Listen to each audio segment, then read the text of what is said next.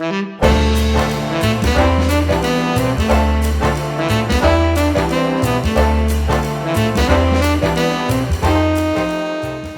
spreading the news. As someone who used to live in New York and still visits frequently, I can confidently say that visiting New York should still be on everyone's bucket list. And if you've clicked on this video, it's obvious you want to learn a thing or two about the Big Apple. So let's dive in.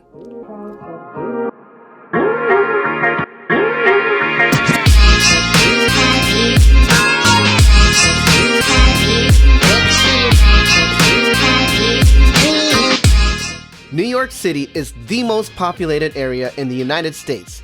There's a good reason why over 8.25 million people live here, and over 20 million live in the metropolitan areas that surround it. It was founded by Dutch colonists in 1624 and was known as New Amsterdam before the English took it over and renamed it New York in 1664. It was the capital of the United States from 1785 to 1790, and in 1898, its 5 boroughs were consolidated to make it the city we know today. If you don't know, get to know the 5 boroughs. Each one has its own distinct character and offers a completely unique experience.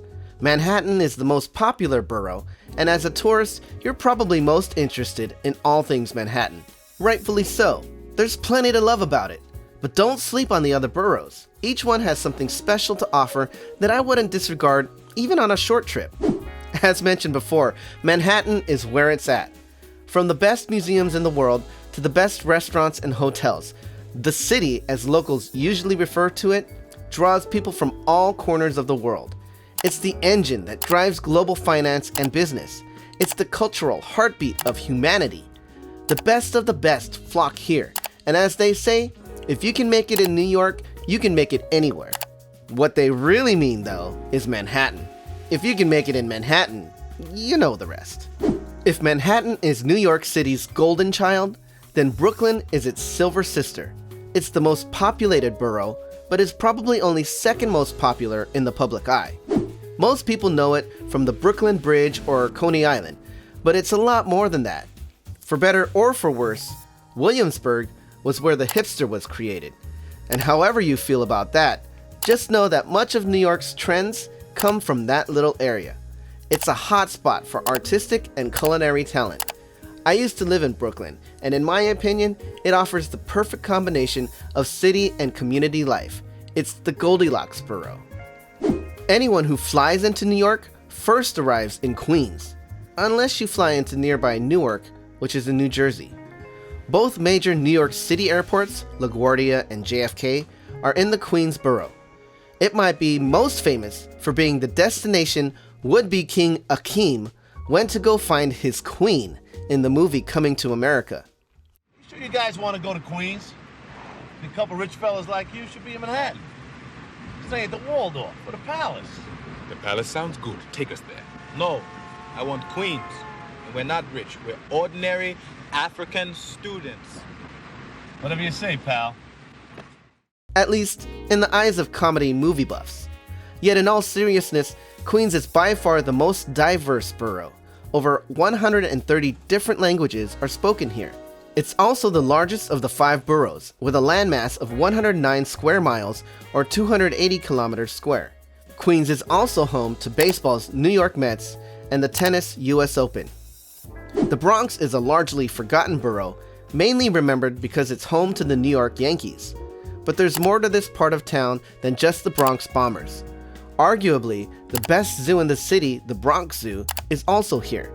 And if it weren't for the Bronx, we might not have salsa music or hip-hop.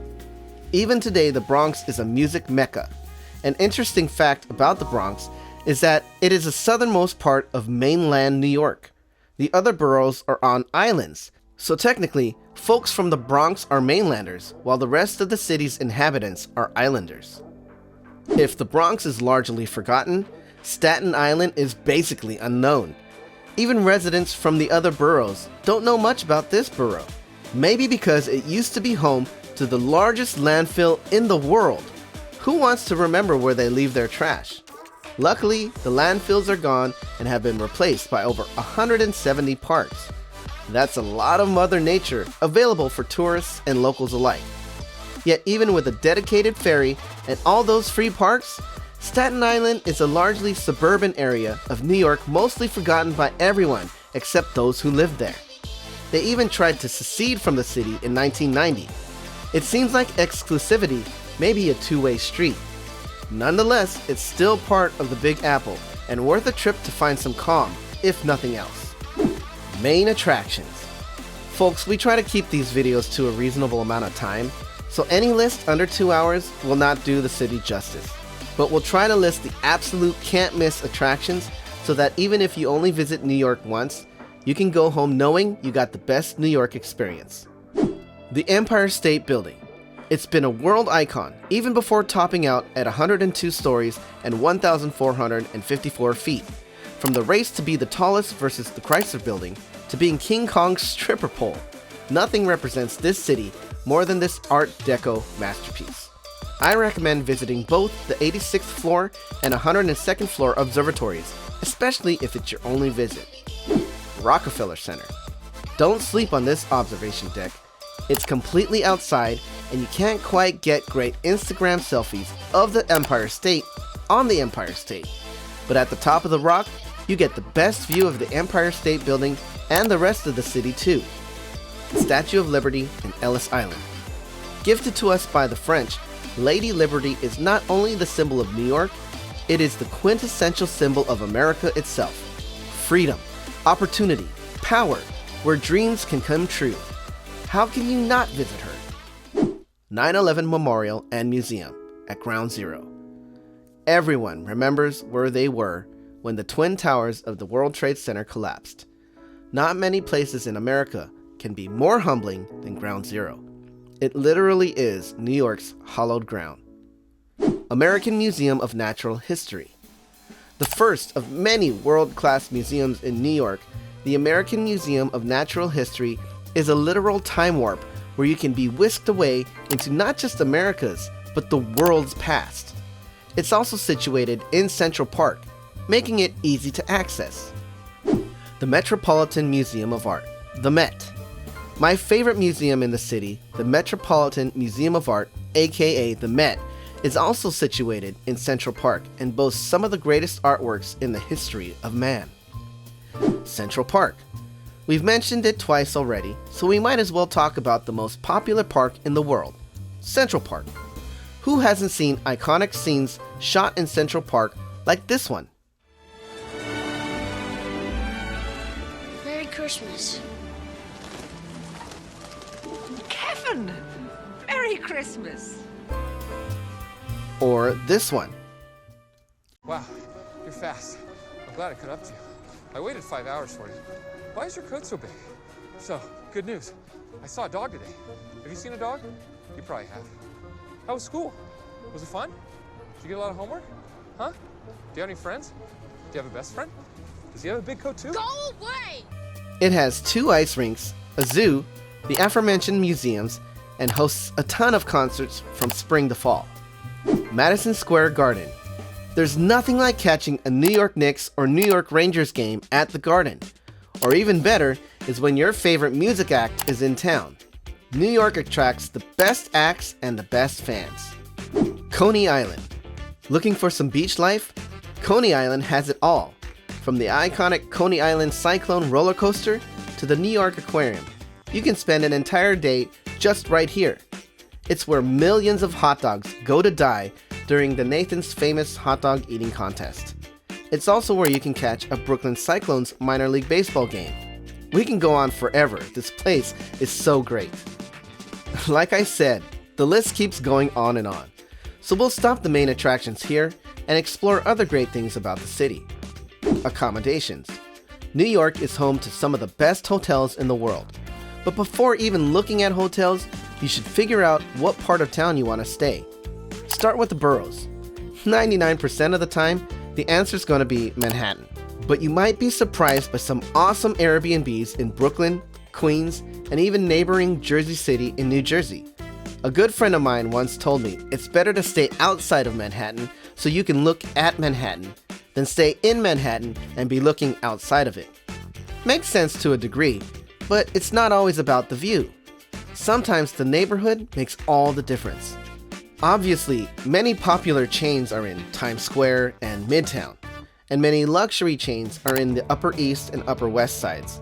But you can find some gems in Tribeca, Chelsea, Fitty or the Financial District, and Union Square. Or try to find an Airbnb or Vrbo in Dumbo, Brooklyn Heights, Park Slope, Williamsburg, or Greenpoint in Brooklyn. Or Long Island City, Astoria, or Flushing in Queens. Or across the bridges and tunnels in Jersey City, where you can find those amazing views my friend was talking about.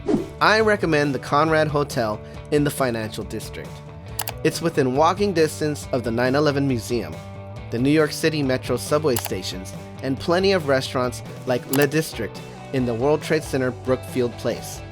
The rooms are very nice, the staff is accommodating and friendly, and the location is central and beautiful. And for families, there's a great playground across the street for the kids to go crazy on. If you're feeling fancy, I recommend the Park Hyatt, New York, 2 blocks from Central Park. All I have to say is, wow. Wow to the rooms, wow to the service, wow to the heated lap pool and gym, and wow to the price. But the price is worth it if you want to splurge and treat yourself.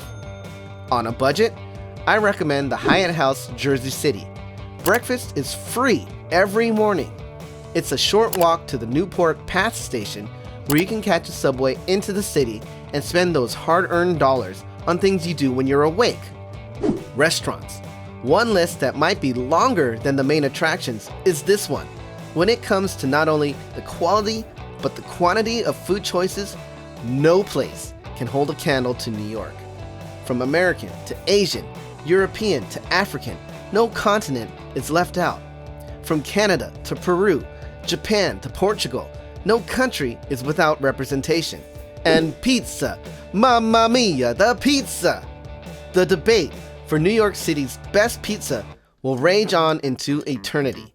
But some spots I recommend are Di Fara in Brooklyn, Artichoke, Lucia in Soho, or Grimaldi's in Dumbo. But really, any hole-in-the-wall pizza shop is gonna be great. Other places I must mention are Ippudo near Washington Square for ramen, the Le District French Market in Fitty, Great New York Noodle Town in Chinatown for dim sum and Chinese, Hometown Barbecue in Red Hook, Pastis in Meatpacking for French, Burger and Lobster, anything at Chelsea Market or Italy, the Meatball Shop, any place in Little Italy, and Beecher's Handmade Cheese in Flatiron for some killer mac and cheese. These are just a few places that stick out to me, but as I said, the list can go on and on. I'm sure I'm leaving some bangers out, and there are a few I haven't personally experienced, like Peter Luger's Steakhouse, for example. But the point is that it's really hard to go wrong when it comes to food in New York City. Transportation. Maybe the best thing about New York is how easy it is to get around. If a subway won't get you there, a ferry will. And if a ferry won't, you still have Uber, Lyft, and the good old taxi. Oh, and the buses. Don't forget the buses. Or maybe you're feeling a little under-exercised. Rent a city bike and traverse the many bike lanes throughout New York City. New York City Metro.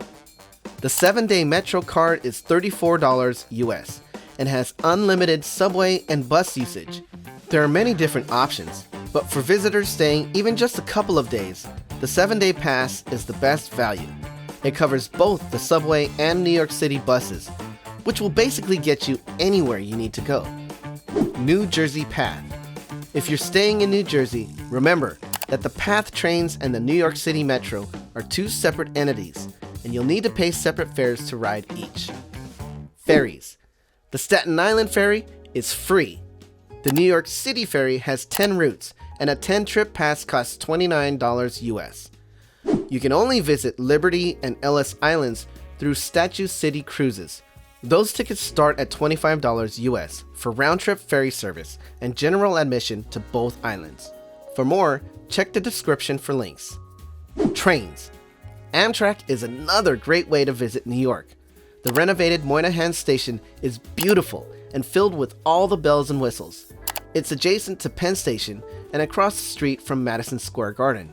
You're literally steps away from subways and a taxi line just outside. Tips and areas to avoid. As with any big city, crime is a real issue in New York. There are definitely areas you, as a tourist, and let's face it, locals as well, should avoid. Places like East New York, sections of Harlem, Central Brooklyn, areas in the South Bronx, Bedford-Stuyvesant or Bed-Stuy in Brooklyn, Jamaica, and certain parts of Queens.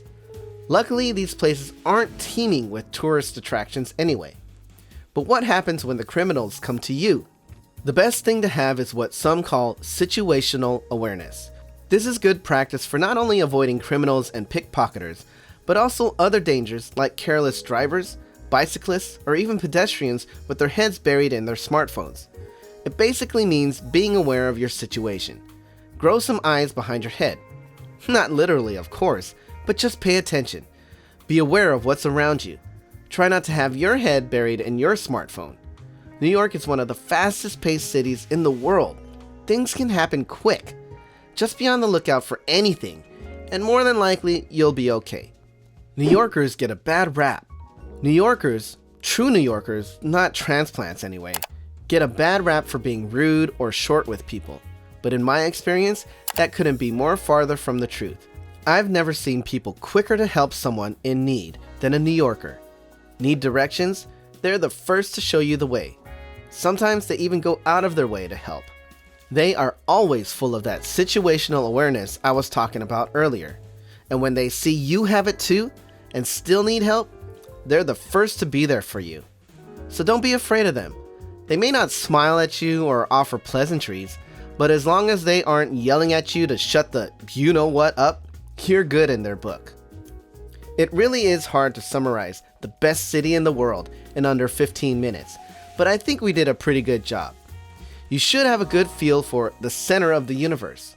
From its 5 boroughs to its main attractions, accommodations, food, transportation, and tips and tricks to keep you safe and sane while visiting the greatest city on earth. If you are just dying for more, check out our other videos on New York, where we guide you through a 3-day and 7-day stay, as well as in-depth videos on hotels, navigating the public transportation system, the best food joints, and so much more. Be sure to like and share this video if you enjoyed it, and don't forget to subscribe. Start spreading the news. From your spaz at the vacation agent, safe travels. We out.